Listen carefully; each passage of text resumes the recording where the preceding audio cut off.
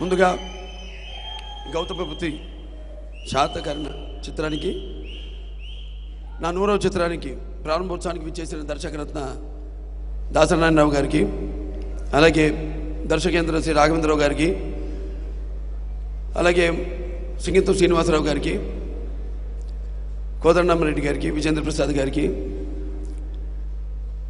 అలాగే భరద్వాజ్ గారికి, మెగాస్టార్ చిరంజీవి గారికి, అలాగే విక్టరీ వెంకటేష్ గారికి, అలాగే మా ఆతిథ్యాన్ని అంగీకరించి ఈ కార్యక్రమానికి ముఖ్య అతిథిగా విచ్చేసిన తెలంగాణ రాష్ట్ర ముఖ్యమంత్రి శ్రీ కల్వకుంట్ల చంద్రశేఖర్ గారికి, అలాగే సినిమాటోగ్రఫీ శాఖ మంత్రులు శ్రీనివాస్ యాదవ్ గారికి, మిగతా ఇక్కడికి వచ్చేసిన నా తోటి కళాకారులకు, సాంకేతిక నిపుణులకు, నిర్మాతలకు, అభిమానులకు, పాత్రికేయులకు అందరికీ ముందుగా మా యూనిట్ తరఫు నుంచి మీ అందరికీ ఆహ్వానం పలుకుతున్నాను. చాలా సంతోషంగా ఉంది ఈరోజు. ఎన్నో సినిమాలు అనుకున్న తర్వాత నా 100వ చిత్రం. ఎందుకంటే అనుకోవడానికి 100వ సినిమా అది సినిమా కావచ్చు అందరికీ, కానీ నాకు మాత్రం అది ఇన్ని విభిన్నమైన పాత్రలు చేసి నా ఈ యొక్క నటన ప్రస్థానంలో మరి 100వ చిత్రం అనగానే అనుకోకుండా అది కాకతాళీయంగా లేకపోతే యాదృచ్ఛికంగా ఎన్నో సినిమాలు కథలు వినడం జరిగింది. అందులో కొన్ని నచ్చాయి, కొన్ని నచ్చలేదు. ఎందుకంటే కొన్నేమో మన 100వ చిత్రం స్థాయికి, మరి నాకు 100వ చిత్రం అంటే ఇంకా ఎన్నో సినిమాలు చేయాలని ఒక ఆశ, తాపత్రయం, తపన ఉంది నాలో. ఎందుకంటే ఎప్పుడైనా సరే ఒక కొత్త దానాన్ని తెలుగువారు ఎప్పుడు స్వీకరిస్తారు, ఆదరిస్తారు అనడానికి నాన్నగారి కాలం నుంచి కూడా ఆయన ఎన్ని వివిధ పాత్రలు చేసినా కూడా ప్రజల మీద నమ్మకంతో కాలం ఆయన వెంట నడిపించుకుంటూ, కాలం వెంట ఆయన నడవకుండా ఎన్నో చిత్రాలు ఆయన చేయడం జరిగింది. వాటినన్నిటి కూడా ప్రేక్షకులు ఆదరించారు. అలాగే ఆ తపన ఒక ఆయన వారసుడిగా మరి నాలో కూడా ఉంది. ఎన్నో రకరకాల పాత్రలు, వైవిధ్యమైన పాత్రలు చేయాలని, ఎన్నో మంచి కథా చిత్రాలు చేయాలని, అలా తపన ఇంకా నన్ను ముందుకు నడిపిస్తుంది. అటువంటి తరుణంలో మరి అందరు ఎన్నో ఆశలు పెట్టుకున్నారు 100వ సినిమా అని. సరే, దానికి తగ్గ స్థాయికి కొన్ని కథలు లేవని అనుకోకుండా కాకతాళీయంగా యాదృచ్ఛికంగా అంజనీ పుత్ర క్రిష్ గారు రావడం, ఈ యొక్క గౌతమి పుత్ర శాతకర్ణి కథను చెప్పడం, దాని తర్వాత నాకు అనిపించింది అవును చాలా గొప్ప పాత్ర. ఎందుకంటే మన తెలుగు శకానికి అంటే మనకి ఇద్దరు వ్యక్తులే సూచించారు, మన కాలాన్ని ఇద్దరు సూచించారు ఈ భూమి మీద. ఒకటేమో ఆయన క్రీస్తు అయితే, రెండవది ఈ యొక్క శాలివాహనుడు, అదే ఈ గౌతమి పుత్ర శాతకర్ణి. సరే, అటువంటి మహత్తరమైన పాత్ర ఆయనతోనే మొదలైంది. మన తెలుగు క్యాలెండరు కోలమానం, మన తెలుగు కోలమానం, కాలం యొక్క కోలమానం ప్రారంభమైంది. అటువంటి అద్భుతమైన పాత్ర. ఇంకోటి బాధాకరమైన విషయం ఏంటంటే చాలామందికి తెలియని పాత్ర కూడా అయింది. అది దురదృష్టవశాత్తు అది నాకు బాగా బాధ కలిగించింది. ఆయనలో ఆవేదన, ఆయనలో ఉన్న తపనే నాలో కూడా ఆయన్ని స్ఫూర్తి నింపి తప్పకుండా ఇది ఒక మంచి సినిమా అవుతుంది. చాలామందికి తెలియని పాత్ర. ఎక్కడో తెలంగాణలో మన కోటిలింగాలలో పుట్టి కరీంనగర్ జిల్లాలో, అది వాళ్ళ తల్లిగారి ఊరు. అక్కడి నుంచి ఆయన మళ్ళీ అక్కడి నుంచి రాజ్యం పరిపాలించడం మొదలుపెట్టి తర్వాత ఆంధ్రలో అమరావతిలో ఆయన రాజధాని ఏర్పాటు చేయడం, అలా ఈ యొక్క పాత్ర యొక్క ప్రస్థానం. దీన్ని తప్పకుండా మనం తీసుకెళ్లాల్సిన ఆవశ్యకత ఉంది. ఎందుకంటే అక్కడ ఆంధ్రలో అయితే అక్కడ అమరావతి రాజధాని నిర్మాణం చేపట్టాము కాబట్టి దాని యొక్క ప్రాశస్త్యం. ఎందుకంటే బౌద్ధ వాంగ్మయానికి ఆనాడు ప్రాణ ప్రతిష్ఠ చేశారు అమరావతి గుహల్లో. అటువంటి పవిత్రమైన ప్రాంతాన్ని బౌద్ధ హారాలు ఉన్నాయి ఎన్నో. అలాగే నాగార్జును తిరిగిన నేల. అటువంటి సినిమాని అందించాలి తప్పకుండా.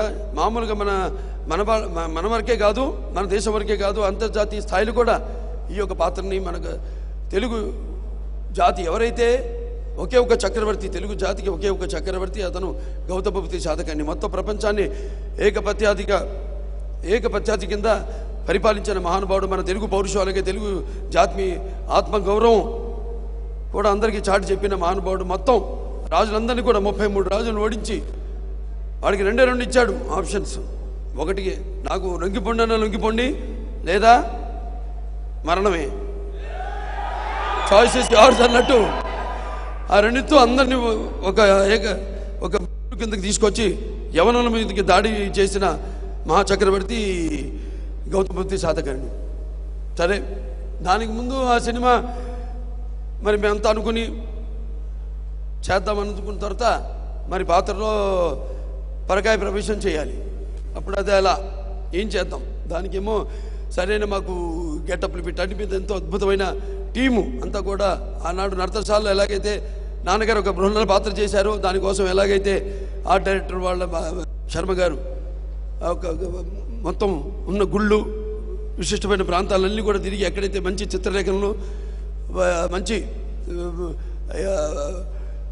స్టాచ్యూస్ అన్నీ ఉన్నాయో అన్నీ కూడా బాగా రీసెర్చ్ చేసి ఆ యొక్క గెటప్ని స్కెచ్ చేయడం జరిగింది. అలాగే మనవాడు కూడా ఎంతో పరిశోధన, దానికి చాలామంది ఉన్నారు ఇక్కడ, ఎంతోమంది స్క్రిప్ట్ మీద పరిశోధన చేస్తున్నారు. దానికి శ్వేత డైరెక్టర్ ఆంజనేయులు గారు ఉన్నారు ఇక్కడ, అలాగే అక్కడ మన టీటీడీ మ్యూజియం రంగనాయకులు గారు ఉన్నారు, ఇంకా చాలామంది, అలాగే మన ఆర్కియలాజికల్ డిపార్ట్మెంట్ అక్కడ పనిచేసిన సిబ్బందుల్లో నాగిరెడ్డి గారు ఉన్నారు. వాళ్ళంతా కూడా ఈ యొక్క స్క్రిప్ట్ మీద వాళ్ళందరి సూచనల మేరకు అన్ని గ్రంథాలన్నీ కూడా తిరిగేసి ఈ కథని రూపొందించడం జరిగింది. మరి ఆహార్యం, మరి వాచకం, ఇవన్నీ విషయానికి వస్తే మరి వాచకం మరి ఆ నాన్నగారు మరి 1973లో నా నుదుట ఈ యొక్క నట తిలకం దిద్దారు. మరి అప్పటి నుంచి ఈ యొక్క 43 ఏళ్ల ప్రస్థానంలో 99 చిత్రాలు, మరి ఎన్నో నడుస్తూనే ఉన్నాను, గెలుస్తూనే ఉన్నాను. అప్పుడప్పుడు కొన్ని అపజయాలు కూడా నాకు ఎదురుపడ్డాయి, కానీ నా చిటుకుని వేలు కూడా కదిలించలేకపోయాను. ఎందుకంటే ముఖ్యంగా దాంట్లో సుమారుగా నా చేసిన 99 సినిమాల్లో 71 సినిమాలు శతదినోత్సవాలు జరుపుకున్నాయి. అదంతా కూడా నా తల్లిదండ్రుల యొక్క పుణ్యఫలం, అలాగే నా తెలుగు ప్రేక్షక దేవుళ్ళ యొక్క అభిమాన బలం, అలాగే నా ఆత్మబలం, నా అభిమానులు నా నుండి ఏమీ ఆశించకుండా వారు ఎప్పుడు నన్ను అభిమానిస్తూనే ఉన్నారు. మరి డబ్బుతో కొంటే లేకపోతే ఎన్నో సందర్భాల్లో చెప్పడం జరిగింది, ఎటువంటి ప్రలోభాలకి లొంగనిది ఈ అభిమానం. అటువంటి ఇంతమంది వేల లక్షల కోట్ల మంది అభిమానులు పొందడం మరి మీకు నాకు ఏ జన్మన అనుబంధమో, ఏ రుణానుబంధమో, ఏ విడదీయలేని అనుబంధమో కదా అని నాకు అనిపిస్తూ ఉంటుంది. అలాగే నాతో పాటు ఈ యొక్క నా ఈ సుదీర్ఘ ప్రయాణంలో ఎంతోమంది నాతో పాటు నడిచారు. అందుకే నా యొక్క ఈ నడకలో అడుగు వేసిన నా నిర్మాతలకైతేనేమి, దర్శకులకైతేనేమి, నా హీరోయిన్లకైతేనేమి, నా తోటి కళాకారులకైతేనేమి, నా సాంకేతిక నిపుణులకైతేనేమి, అలాగే అభిమానులకైతేనేమి, అందరికీ కూడా మొత్తం మన ఆంధ్ర తెలంగాణ రాష్ట్ర ఎక్కడెక్కడ తెలుగు వాళ్ళు ఉన్నారు తెలుగు వాళ్ళందరూ కూడా నా ఈ 100వ చిత్రాన్ని అంకితం చేస్తాం అని సందర్భంగా, అలాగే భారతదేశంలో ప్రపంచంలో ఉన్న తల్లులందరూ కూడా ఈ చిత్రాన్ని అంకితం చేస్తామని ఈ సభాముఖంగా తెలియజేసుకుంటున్నాము. అలాగే మరి అసలు ఈ గౌతమ పుత్రి శాతకర్ణి పిచ్చ అనుకోగానే చాలామంది అసలు ఎవరిగా మరి ఈ సినిమాని 100 చిత్రంగా ఎంచుకోవడానికి కారణాలు చాలా ఉన్నాయి. దాంట్లో ఒకటేమో అసలు చాలామందికి తెలియకపోవడం, ఇంతకుముందు చెప్పినట్టు అసలు ఎవరిగా గౌతమ పుత్రి శాతకర్ణి అన్నది అదొకటి. ఆయన చేసి మరి ఏక ఛత్రాధిపత్యం కింద ఈ యొక్క మొత్తం దేశాన్ని ఈ అఖండ సుమారుగా 2020వ సంవత్సరం క్రీస్తు పూర్వం ఈ యొక్క శాతవాహనులు మొదలయ్యారు. దానికి ఆద్యుడు శ్రీముఖుడు, దాని తర్వాత ఒక 420 సంవత్సరాలు పరిపాలించారు వాళ్ళు. అందులో 23వ రాజు ఈ గౌతమ పుత్రి శాతకర్ణుడు. సో ఆయన చరిత్ర అందరికీ తెలియజేయాలి. ఏదైతే ఒక మంచి అవకాశం, అన్నీ తెలిసిన కథలే, తెలియని కథలైతేనే, తెలియని కథలంటే ఊరికే పుక్కడి పురాణాల్లా కాకుండా ఒక దానివల్ల ఒక మంచి జరగాలని, అంటే ఒక నేను చెప్పినట్టు తెలుగు జాతి, అలాగే తెలుగు కీర్తిని స్ఫూర్తిని పెంచడానికి మన తెలుగు భాష, సంస్కృతి, సాంప్రదాయాల్ని ఎలాగైతే చాటి చెప్పాడో ఆయన మహానుభావుడు నందమూరి తారక రామారావు గారు. అంటే కారే రాజులు రాజ్యములు కలిగిరే అని బమ్మెల పోతన్న గారు చెప్పారు మన మహాభారతంలో గాలి రాజులు కలిగినే అని. అంటే దాంట్లో ఏంటంటే ముఖ్యంగా పుట్టిన వాళ్ళకి చావు తప్పదు, కానీ పుట్టిన వాళ్ళకి చావు ఈ పుట్టుకలతో ఎటువంటి భయం లేకుండా ఉండేవాళ్ళే శాశ్వతంగా నిలిచిపోయేవాళ్ళు, వాళ్ళే దైవాంశ సంభూతులు అని సభాముఖంగా తెలియజేసుకుంటూ అటువంటి వారిలో నాకు తెలిసింది ఆది శంకరాచార్యులు వారు, లేకపోతే ఒక మధ్యాచార్యులు వారు, లేకపోతే ఒక వివేకానందుడు, ఒక గాంధీ, ఒక ఎన్టీఆర్, ఒక గౌతమ బుద్ధ శాతకర్ణుడు.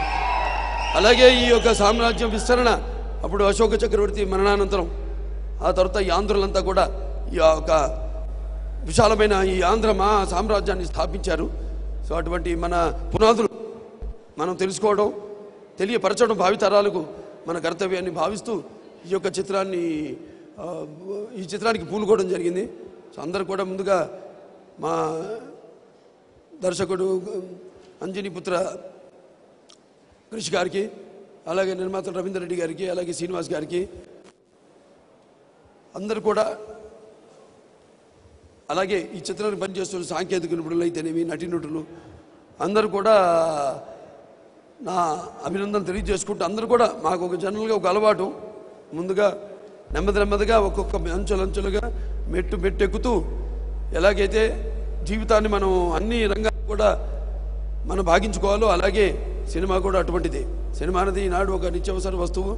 మరి ఈ దైనందిన కార్యకలాపాలలో పడి మనిషి ఎలాగైతే ఈ యొక్క వివిధ